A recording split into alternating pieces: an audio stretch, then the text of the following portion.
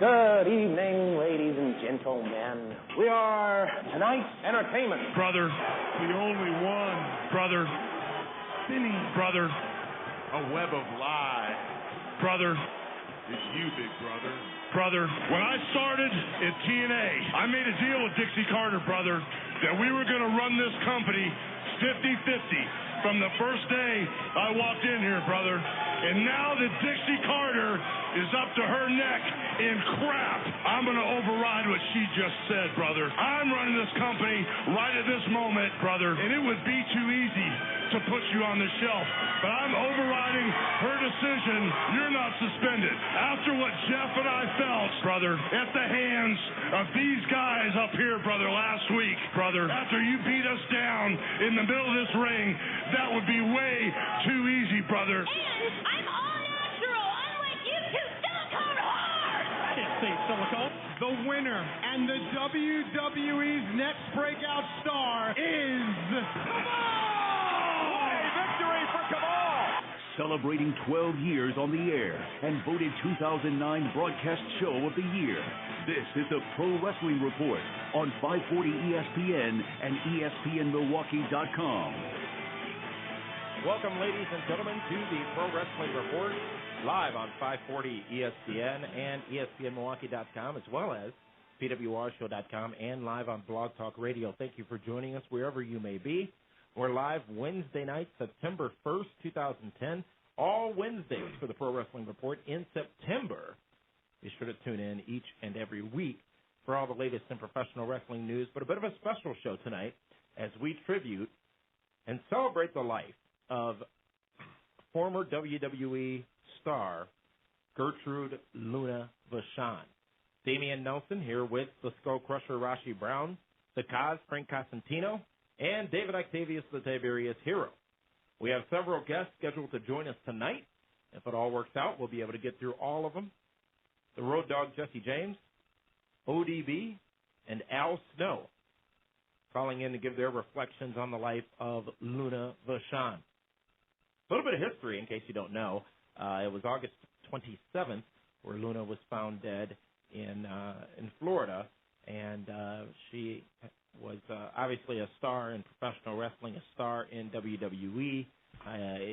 Spent a little bit of time actually debuting in Florida Championship Wrestling, FCW. Spent some time in ECW and a brief stint in WCW as well. So, gentlemen, let's go around the room and talk about, the greatest show, as most people probably remember her being a part of the Oddities, Luna Vachon in professional wrestling. I had the opportunity to do an interview with Luna some years ago, and it was probably, aside from Abyss choking me out, the most bizarre and intense interview I've ever done, where she actually ran after me and attacked me, and I ran like I got out of there. But Luna Vachon, a legend in professional wrestling, gone all too soon at the age of 48. Gentlemen, your thoughts on the life and times of Luna Vachon? Well, I've known Luna for quite a while, since 1996, when we first met at a Raw house show here in Milwaukee, and I've worked with her many, many times over the years. And, I mean, she was one of the sweetest women I've ever worked with in wrestling ever. Which is contrary to what we had the opportunity to see on TV from Luna. I mean, she was awesome. I mean, she was a great friend. She was a good mother. She was just a true sweetheart. And it's unfortunate that someone like Luna Vachon, who was rather misunderstood by the fans, misunderstood by the office, because let's face it, and I've said this, a bunch of times, within the past, 5 or 6 days. If wrestling was not predetermined, nobody would have beat her. Because she was just that good, she was that strong, she was that crazy in the ring. And, unfortunately for Luna, she was used as a prop to get over the girls like Sable. Mm-hmm. If it was not for Luna Vachon, Sable would not have been as popular as she was. Probably very true. I still remember, I believe it was Luna who attacked Sensational Sherry at, let's call it WrestleMania 9, I think. And it was, at the time, probably the most brutal act we saw involving females in professional wrestling. And those two loved it, too. Yeah, well, they were both wild in the ring. And we'll get that clip up. Maybe that'll be this week's vintage video at PWRshow.com. We'll get that up by the end of the show, that brawl between Luna Vachon and Sensational Sherry. And as we said, it was the morning of August 27th. The autopsy's been complete. There's no conclusive information yet. However, we'd be remiss if we didn't report that the authorities did report to finding several unmarked and prescription medication in her home as well. So no need to jump to conclusions. You know, it's no secret. You know, there was oxycodone involved in it. And, I mean, for me, I knew Luna very well, and she was in a ton of chronic back pain. Her last match was for GLCW in 2007, where she wrestled Tracy Brooks. And retired. And retired that night. And I remember that night how much pain she was in, you know, and, you know, she was dealing with depression issues and you know, and some other personal things. And, you know, let's not forget, just a few weeks ago, she lost all of her personal belongings in that house fire, you know. Including all of her wrestling memorabilia. And you know what? She never got a fair shake, as far as I'm concerned. I mean, yeah, she was put in a lot of great programs, but let's face it, the women have never been paid nearly as much as the men. Right. So she worked hard, and at the end of the day, she still had nothing left to show for it. Yeah, that's the challenge of being a woman wrestler. But the challenge wasn't for her because they said, we want you to be intense, we want you to entertain. That's a piece of cake for her. Can you imagine the look on Michelle McCool's face if Luna Vachon were to walk down to the ring right now and challenge her? Or to be honest with you, just about any diva today. Absolutely. I think she made the most of her ability. And one of her abilities was to act.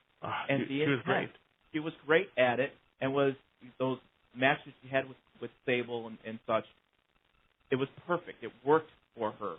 When we had Tracy Brooks versus Luna, I'll never forget, Tracy was scared of Luna Vachon. She carried her suitcases. She wanted water. She wanted something to eat. Tracy went and got it for her because she was deeply afraid that Luna was going to kill her. It was a great match they had, too. We're going to take a timeout. When we come back, our first scheduled guest is the Road Dogg Jesse James, who's going to tell us and talk to us about his memories of Luna Vachon, who passed away last week at the age of 48. This is the award-winning Pro Wrestling Report on 540 ESPN and ESPNMilwaukee.com. The sports Milwaukee cares about all day long on 540 ESPN.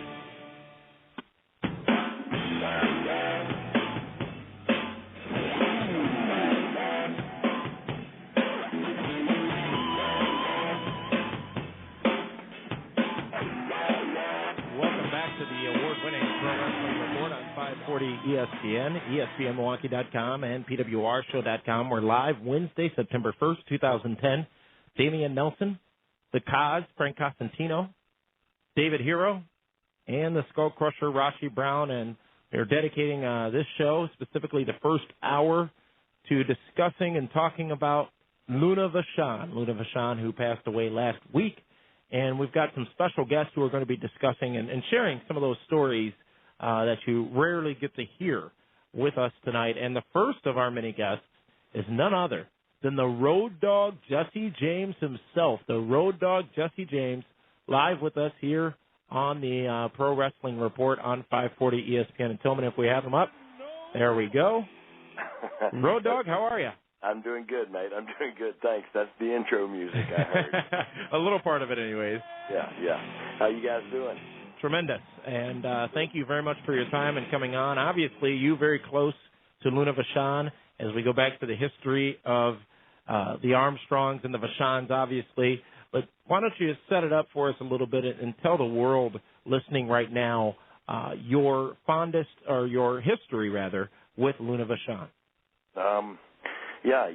The Armstrongs and the Vachons are I would think they're wrestling dynasties, you know. And the first time I ever met Luna, it was just like she was my friend for the longest time, you know. She was just that kind of old school mentality. She had that old school mentality that if you were a second generation, then you had a special bond. And to be quite honest, she was kind of right. I feel that same way, and we we did have a special bond. I've known Luna for probably the past 18 years of my life, and like I said, the first day I ever met her, it felt like I'd known her forever.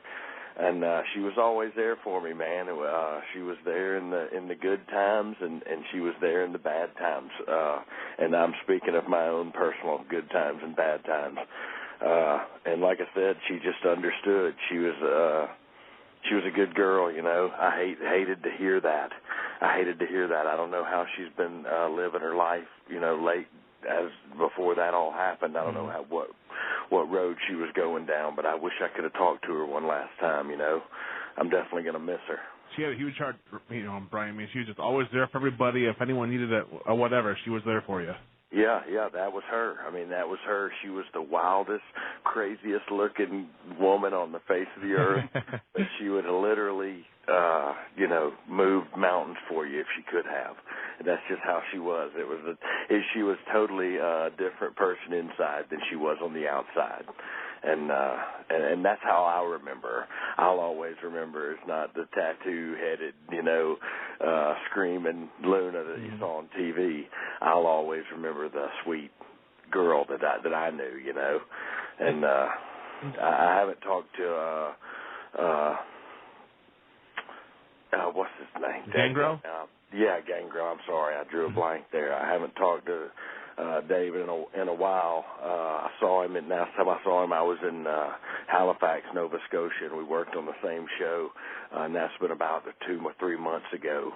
So I haven't spoke to him. I know he was still real close with her. I know they were split up, but he was still real close to her. You know, he grew up with her too. You know, they grew up together. And when we were in the WWA over in Australia and stuff, I spent a lot of time with the two of them, just me and them. You know, we kind of ran the town over there.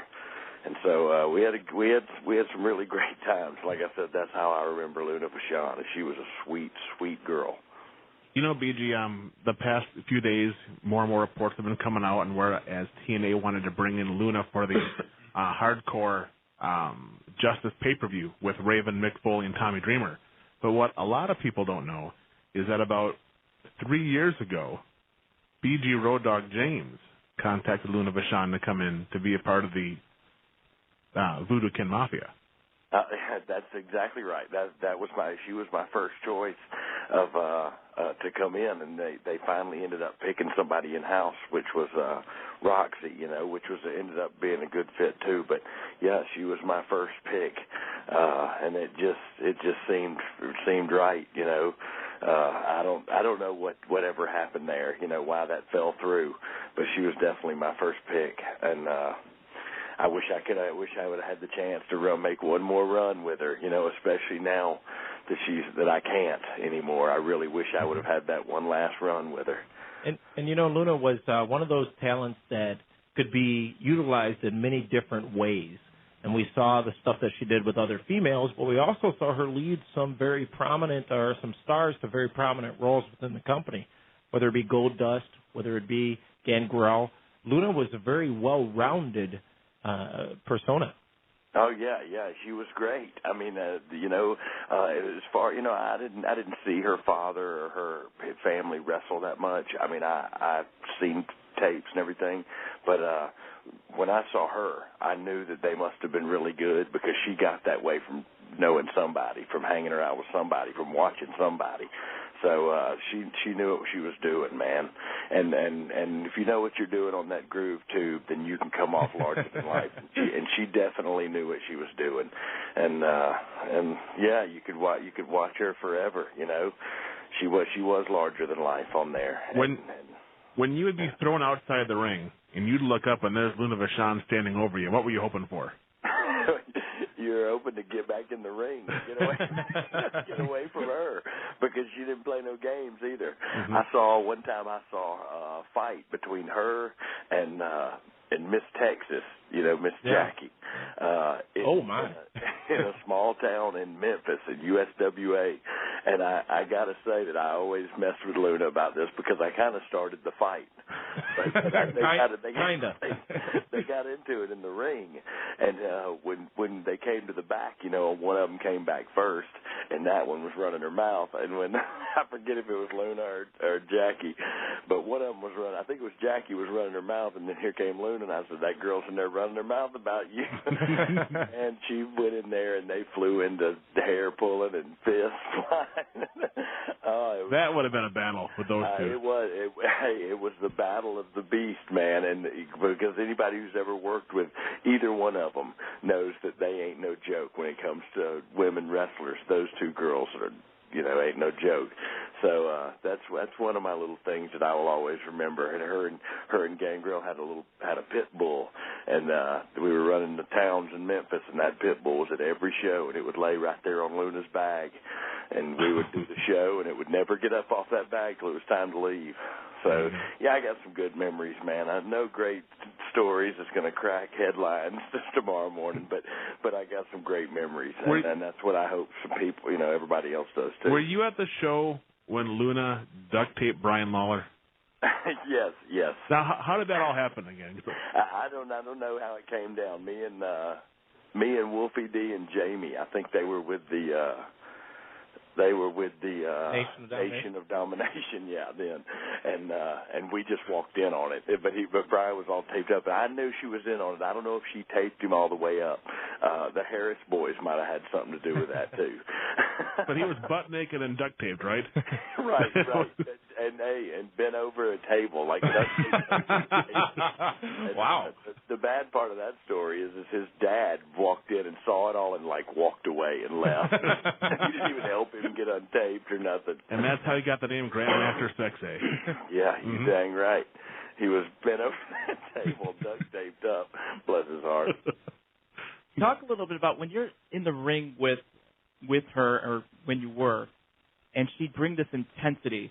Did that rub off on the other wrestlers in the ring because she gave so much intensity and gave 110%? Yeah, it does. But I think more than it rubbing off, it was you were kind of in a fight. You know what I mean? You were like in a little bit of a fight for your life right then. And so yeah, that's I don't know if it rubbed off and made anybody work harder, but it dang sure lit a fire under them and made them get up and go with her, because if you didn't, you just get got, She wasn't no joke, man. Luna Vachon, I'll never forget her. Now, you were there at WrestleMania when it was Luna against Sable in the tag match, and you were there at many of the shows where it was Luna versus Sable. I think that was WrestleMania 14 out in Boston. I was there as well. What did you think? I mean, here's Sable, who the company is pushing to the moon, and they're putting in there with Luna, who, if Luna did not want to do business, could have really have hurt Sable. Oh, yeah. And there were a lot of problems, there, and yeah, there were problems there. Luna did not like it, and understandably so. That's like them bringing in some underwear model, and I got to do a job for him in the second match. You know what I mean? The dude ain't even on my team, man. The dude don't even play my game, and I got to do a job for him. And so that's how she felt, and I totally understand that. You know what I mean? And if you're right. If she hadn't wanted to do business, she could have made things difficult for everybody and hurt the girl. You know what I mean? Mm-hmm. But that's not. But she knew that was wrong. You know what I mean? She felt that way, but she knew it was wrong to do that. And so she, I think she did as good a business as she could do, especially since she was feeling so strongly like that. Mm-hmm. But like I said, that was Luna, man. Even though she felt that way, she did good business. And that's just how she was. She was all about the business, man. If you respect the business and you respect like the older guys, the old school guys, then you would dang sure respect Luna Vachon, and you should. Road Dog Jesse James, we got to leave it there because that really was a good summary statement. Thank you very much for coming on and sharing some time with us this evening to talk about the late, great Luna Vachon. This is the award-winning Pro Wrestling Report on 540 ESPN and ESPNMilwaukee.com.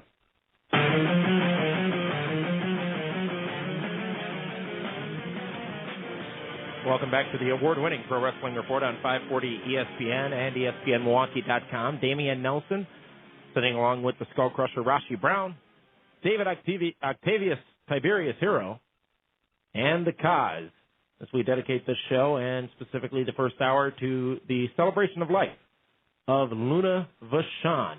I want to give our thanks to the Road Dog Jesse James, who joined us as our first of many guests tonight to talk about their memories of Luna. Now it's time to go to our next guest, and it's a person who a lot of you are very familiar with, ODB. Welcome back to the Pro Wrestling Report. What's up, boys? What up? Are you behaving tonight there, ODB? Not really. I'm just across the street. My neighbor's drinking like I always do in the garage. Tremendous. What's the brand of the night? Actually, I'm a little classy and I'm drinking Coors Light. Ooh, there you go. And the mountains are blue, I hope. Yes, they are. You know what? Sounds like she's going PG, if you ask me. Yes. Well, ODB, as you know, Luna Vachon passed away last week. We wanted to talk to you to get your thoughts on what Luna meant to women's wrestling overall and what her wild style in the ring may have had as far as influence on your own style. Actually, Luna opened the doors for a lot of the diva, as I would say, for a lot of girls like, obviously me and like Awesome Kong, and she was just so crazy. Like every time she got in the ring, you're like, oh boy, what is she gonna do? And just the way she looked, it was like, wow, finally someone so different and just letting themselves go. And it's a kind of like your non-Barbie doll looking, because everyone's so sick of seeing the Barbie dolls wrestle, or they can't really wrestle, but. I can remember a good memory. I actually got to wrestle with Luna back in 2003 in Wisconsin. And I remember going into it. This was when I was all jacked up and I had braids in my hair. And I remember going there and all the guys were like, she's going to kick your ass. And I finally, I met her, introduced myself, shook her hand. And she was the nicest lady, nicest woman I've ever met in wrestling. And she's like, oh, very nice to meet you. Had that graspy voice. And she's like, what do you want to do, kid? I'm like, nothing. She's like, oh, I love you. And we did absolutely nothing. We just had just a brawl, and it was awesome. We actually wrestled in a baseball field. I forget what town it was, but it was somewhere in Wisconsin. Mm-hmm. And then it was actually the next night, it was like a double shot, and she actually wrestled Angela Armani. Yes, Armani, and she kicked the crap out of him. She really did, yes. She chopped the hell out of him. Slapped him across the face. It was brutal. Yeah, I was actually watching that match, and I was laughing my ass off because she was awesome with me. Like, we didn't, probably the lightest one I've ever worked with. Well, let's not forget, she was a little fired up when she got there because another guy who was running a show the following night in a Spider-Man gimmick didn't have the money to pay her or Gangrel. Oh. Yeah. Remember? And she took it out on him before she even got to my show. So, yeah. Didn't take it out on me. Uh-huh. Took it out on Armani, though. Yes. And one thing that's a prevailing theme when people talk about Luna who knew her well is how nice she was and how kind her heart was. And I think that's very difficult for a lot of wrestling fans to gather because they really only ever got exposed to the Luna, the wild Luna, on television. Yeah, because of her look, obviously, it kind of scared people. But, yeah, when you met her, she was the nicest. It's ridiculous. Like, I remember the last time I saw her was last year at the Cauliflower Alley in Vegas. And I actually, she actually came into the elevator with me. She looked at me. She's like, hey, and she was awesome. Like, we sat down, it was me, her, and Kong sat down together, and she looked really good, too. That's one heck of a trio, by the way. Yeah. You don't want to be in a dark alley. No. Or at a buffet. Exactly. She looked really good. Really good.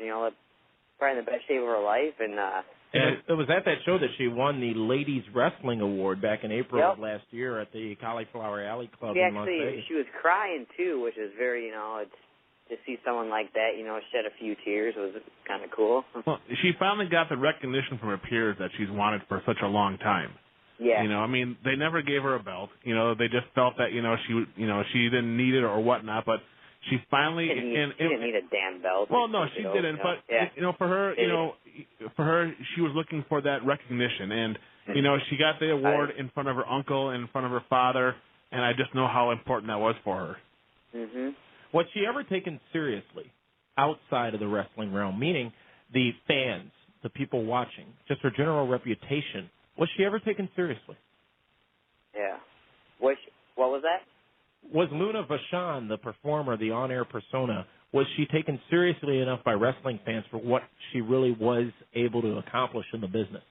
Yeah, she was taken seriously. Hell yeah. I think all the guys were scared of her, too. And a lot of people talk about, and there's rumors going around circulating, there's nothing official out as to the cause of death and whatnot, but Luna had actually, she'd been getting her life back together. Obviously had that tragic situation with her fire in her house back in December of 2009, and, had been born again in 2004 and was working, had a job down in Florida, and seemingly had, really found her way, including, working with the Make-A-Wish Foundation, and, she really seemed to have turned that corner, if you will, and then this tragic news just last week. How did the news strike you when you first heard of Luna's passing? Well, actually, the first time I heard about it was Tracy Brooks, one of my best friends in the business. She actually texted me, and she's like, oh, they just found Luna dead, and I was like, what the hell? I forget what I was doing, but I was like, you freaking kidding me? Yeah. I was kind of just shocked. I was just kind of like, no, it's another rumor, but... And then I kind of, went online to see what was going on, and they found her, and I was like, that's impossible, and I didn't want to know, because you know how it is, the internet always says, oh, it's because of this and that. It's just like, let the family be, and just, everyone has their demons, and we all do, it doesn't matter what business you're in. Mm-hmm. Everyone has, this world is, a bunch of BS anyways, but, and it just sucks that people can't just leave it as it is. Like, remember the good times that she did. Don't remember how she left. I mean, people don't know how it was to be her, and she. No one could have survived living in her shoes. Yeah, exactly. There's nobody that could have done it but her. Yep.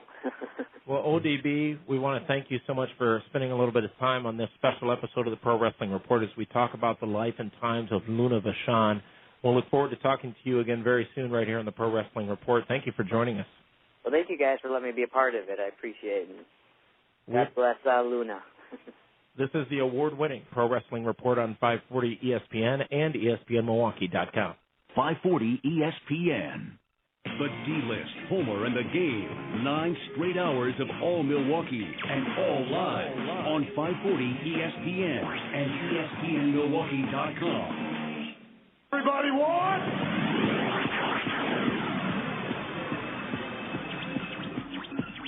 Welcome back to the award-winning Pro Wrestling Report on 540 ESPN, streaming live at PWRshow.com, ESPNMilwaukee.com, and on Blog Talk Radio.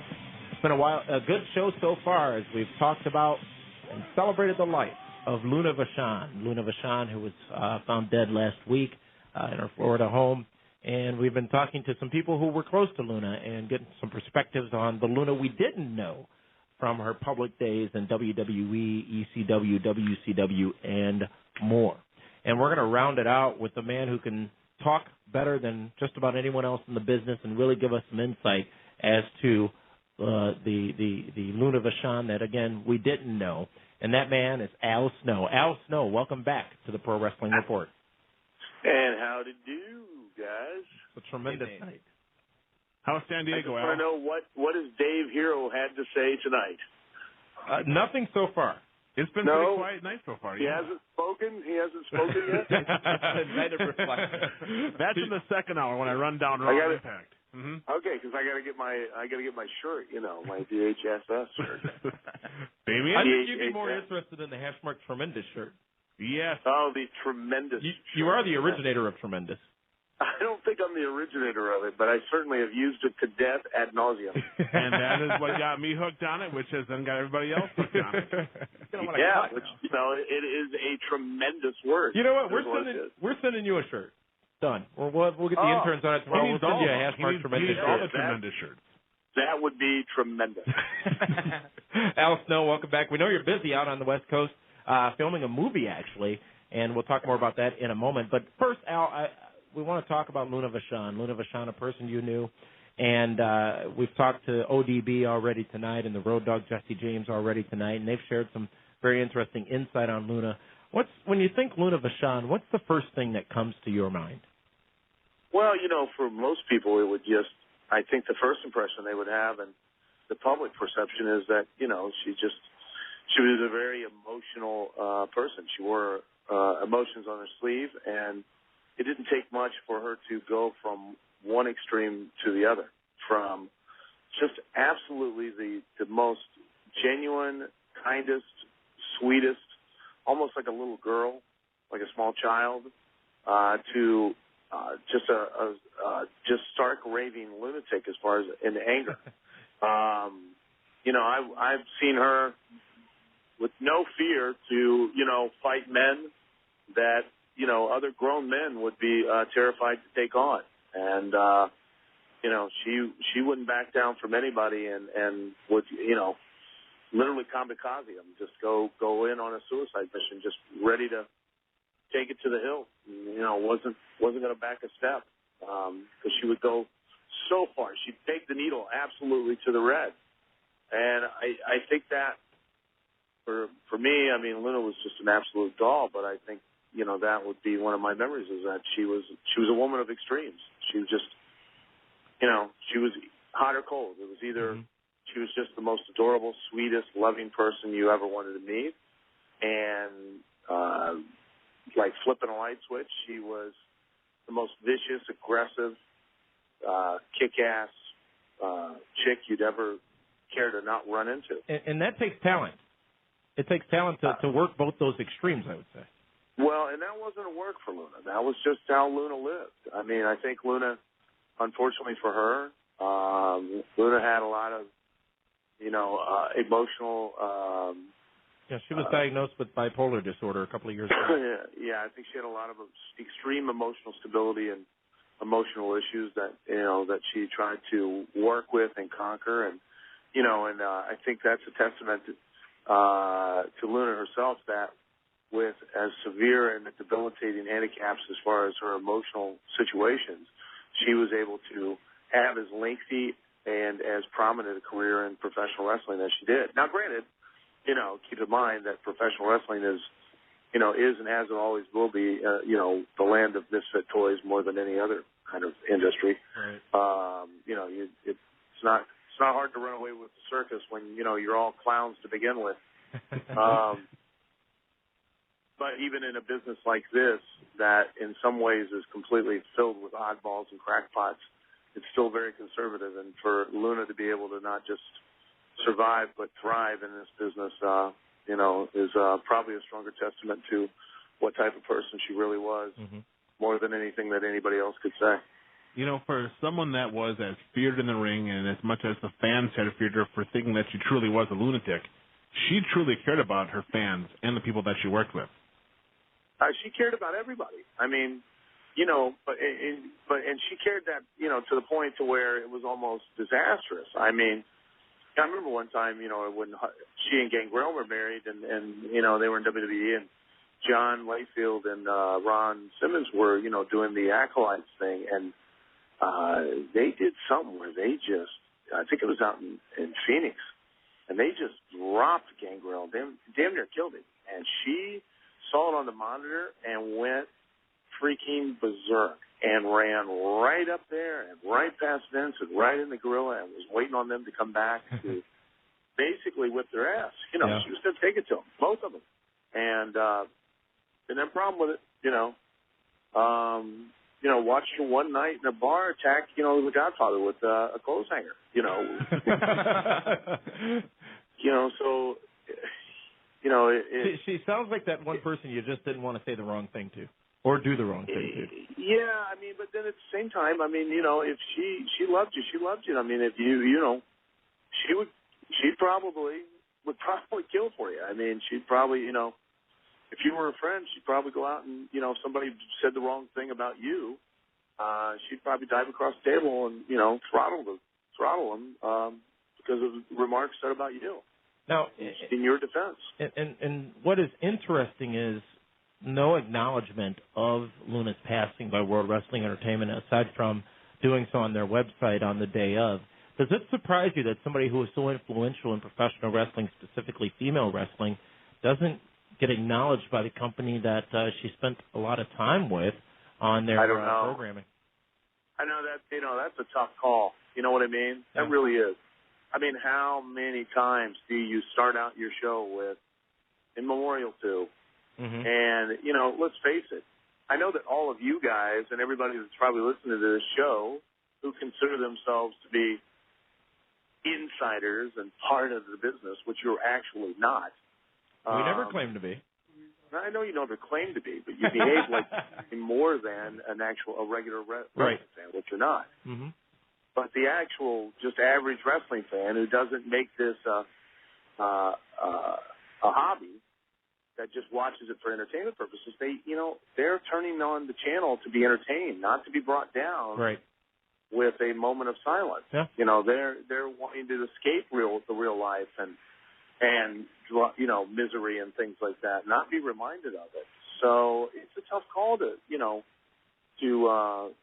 say, well, you know, should we honor this person and you know at the top of the show go, yeah, welcome to Raw. Oh, by the way. Right.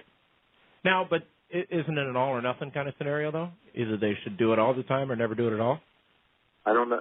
No. I mean, should you do it all the time? You know, when it comes in regards to every show, are you going to have every time somebody passes a special show like you're having for Luna tonight? No. Oh, well, that's okay for you then. You're going to get them hot. I'm just asking the questions. I'm not. I'm proposing. I'm proposing a circumstance. No, it's a valid argument. It's a very valid argument. When you're talking, you can't listen. It's amazing. You know, God gives you two It's easy to critique and criticize when it's somebody else's show, but now when it's yours, and you go, well, of course I can't do that every single show. But you're saying, well, isn't it an all or nothing as far as WWE? Well, would it be an all or nothing as far as your show? And, of course, they're going to face those same considerations that you're facing in regards to making that decision for your show. They're going to make for theirs. Yeah, but we're certainly going to acknowledge it on this show, whether we spend a whole tribute show to it. And you have a different and you have a different format, and people tune in for a different reason. Right. Well, and which allows you to at least, if nothing else, acknowledge, but maybe not always necessarily have a complete tribute show for the person. And you know, I mean, if it were up to me, I'd say, you know, you should have a tribute show for every single person that, you know, passes away. Well, being real, at the rate that they're going, you would, you know, that's all your show would be. Five people died in the last week and a half. So I mean, to give her a tribute show is cool, but I get offended when we leave out others that have died and we don't acknowledge them like they're nobody. And just because they didn't work for WWE doesn't mean that they were nobody in this business. But that's not what's being said, though. You know, you got to understand that one of the people that's on your panel there had a personal relationship with the person, and that's probably why you're, you know, a motivating factor as to why you're having this show. That doesn't mean that,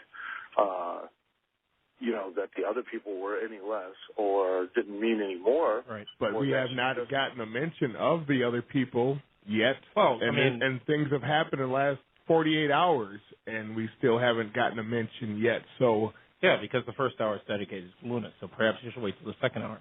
Okay. Yeah. I'll wait. And you know, you gotta, you know, I don't know. I'm not a person that, you know, I'm not working on the show. Yeah. So. Well, but what's your parting thought on Luna Vachon? As you are our final guest to talk about the life of Luna, your parting thought, what do you want to leave the audience with as they think about Luna? You know, my biggest thing would be is that, you know, I would want people to know and remember the real person that I knew and remember. unfortunately, not everybody had that chance or that opportunity or that honor. And that would be my only wish, and for Luna, is that they would really know who she really was, and not just the public persona or all of the negative stories that he heard about her, but the other kind, sweet, caring, loving human being that everybody else, that I knew, that a lot of other people got to know. Al Snow, thank you so much for your time and coming on and telling the world about your experiences with Luna Vachon. And you're welcome, and I'm glad I could stir up Rashi a little bit. Well, give you guys something to talk about after I get off the air. Yeah. And Rashi, I wouldn't back down now. You don't take no crap off these guys, okay? You stand up for what you think is right. I don't care what I don't care how bad they talk about you behind your back. Okay? Al, do you have the spoon with you on the movie set? What's that? Do you have the spoon with you that you stir stuff up with? What are you implying? I don't understand what you're implying. I can't. I'm just trying to bolster somebody's confidence and allow them to have the will and the forthright fortitude to stand up for themselves in the face of adversity when they're outmanned and outnumbered. Okay, I say, fight the power, Rashi. Believe me or not, I'm not outnumbered. Okay. Al Snow, thank you very much for coming on. We appreciate the time. And we're going to take time out and come back with the second hour. Lots of discussion on what happened this past week in wrestling, including Raw 900, the 900th episode of Raw. NXT has a new winner and a twist for Season 3. Also, your phone calls. We're going to take those at 276-ESPN, 276-3776, or 1-800-990-3776. Again, 1-800-990-3776. We're live in the Chatmosphere at PWRshow.com, where the conversation continues during this timeout. This is the award-winning Pro Wrestling Report on 540 ESPN and ESPNMilwaukee.com.